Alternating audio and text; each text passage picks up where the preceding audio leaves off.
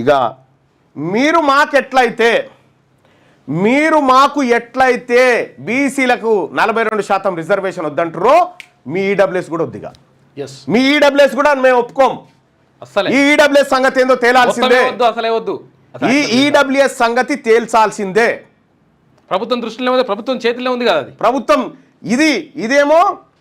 ఇదేమో 50% ఏమో కేంద్ర ప్రభుత్వం చేతులు ఉంది. కానీ ఈడబ్ల్యూఎస్ కోట పెంచాలన్నా దించాలన్నా రేవంత్ రెడ్డి చేతిలో ఉంది.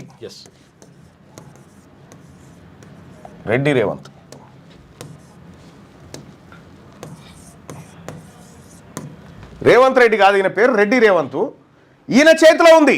ఈయన చేతిలో ఉన్నది నువ్వు మర్యాదగా తగ్గి నువ్వు ఈడబ్ల్యూఎస్ కోట నా జాతులకు నువ్వు ఎట్లయితే లేదన్నావో నీ జాతులకు కూడా ఉండకూడదు. ఎట్టి పరిస్థితిలో అన్యాయం ఎట్లుంటది? మేమేదో నిజాయితీగా అందులో ఉన్న పేదవాళ్ళ వాళ్ళకి ఇవ్వండి, అప్పర్ క్యాస్ట్ లో ఉన్న పేదవాళ్ళకి దక్కితే మాకు ఏమి ఇబ్బంది లేదు. కానీ అన్యాయంగా 8.8% ఉన్నటువంటి ఓసీలకు 10% రిజర్వేషన్ దొంగతనంగా కట్టబెడుతున్నారని 3 లెటర్లు ఇచ్చిన ముఖ్యమంత్రికి. 3 లెటర్లు ఇస్తే దాన్ని బుట్టలో బారేసిండు. రెడ్లకు 10% ఇంప్లిమెంట్ చేస్తా ఉన్నాడు. ఇవాళ తెలంగాణ రాష్ట్రంలో ఉన్న బీసీ ఎమ్మెల్యేలారా, బీసీ నాయకులారా, అధికార పార్టీలో ఉన్న బీసీ ఎమ్మెల్యేలారా, చెప్పురు దీనికి సమాధానం. మీరు ఇటువైపు ఉంటారా? రెడ్లకు రిజర్వేషన్ వైపు ఉంటారా? బీసీలకు రిజర్వేషన్ వైపు ఉంటారా?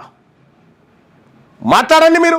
ఈసీసీ మహేష్ కుమార్ గౌడ్ గారు చెప్పండి సార్ దీని సంగతి ఏందో. అక్కడ నిరుద్యోగులకు విద్యార్థులకు ఏం సమాధానం చెప్తారు? నిరుద్యోగులు మా బీసీ బిడ్డలకు ఉద్యోగాలకు 42% రిజర్వేషన్ ఉద్యోగాల విషయంలో ఇవ్వకుండా, మా పిల్లలు చదువుకునే ఇన్స్టిట్యూషన్లో 42% రిజర్వేషన్ ఇవ్వకుండా రాని కాడ మాకు పెట్టి ఈ తాకులాటలు పెట్టి హైకోర్టుకు పంపించి ఇలా పిటిషన్లు వేయించి దొంగతనంగా ఈ కార్యక్రమాలు చేస్తూ ఉన్నారు కదా. ఈ ఈడబ్ల్యూఎస్ రిజర్వేషన్ 10% కోటా ఉంచాలన్నా ఖతం చేద్దాం. ఆ ప్రజల ఒపీనియన్ అడుగుదాం. వాళ్లకు మన కూడు మనం తిందామంటే ఒప్పుకోరట. మరి నీ ఈడబ్ల్యూఎస్ కోటాను రద్దు చేయన్నా వద్దా? బీసీలకు రిజర్వేషన్ అడ్డుకుంటున్నా రెడ్లు వాళ్ళ ఈడబ్ల్యూఎస్ రిజర్వేషన్ రద్దు చేయాలా వద్దా?